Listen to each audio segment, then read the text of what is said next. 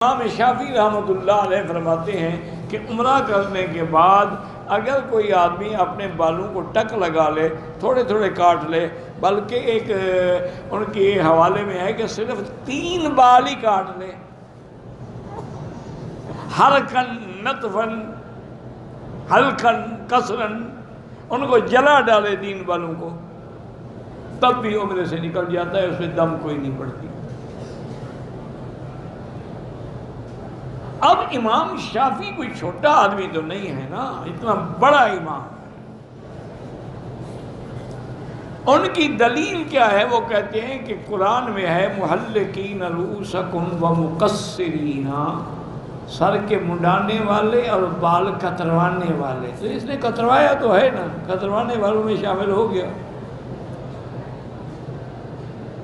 ان کی دلیل جو ہے وہ یہ ہے، وہ اپنی طرف سے نہیں کہتے، یہ آپ لوگوں کو غلط فہمی ہے کہ 4 امام 4 امام، یہ 4 جو ہیں راستے ہیں، یہ 4 نعوذ باللہ کو فرقے نہیں ہیں۔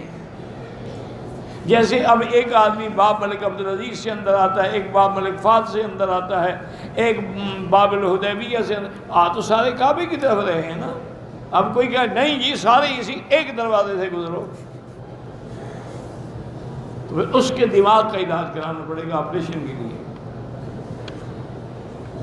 مقصود جب کعبہ ہے کہیں سے آؤ، مقصود جب حضور کی اور قرآن کی اتباع ہے، کسی امام سے پڑھ لو، کسی صحابی سے پڑھ لو، اس میں کیا فرق پڑتا ہے؟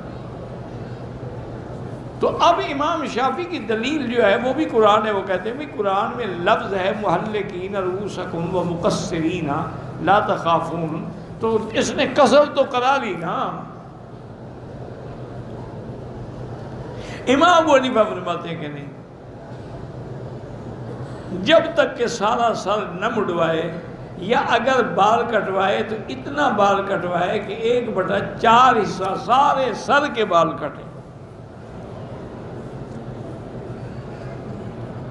ان کی دلیل کیا ہے؟ وہ فرماتے ہیں کہ یہ قرآن حضور پہ اترا تھا، حضور پاک نے اس طرح پھروایا، ٹک لگوائے۔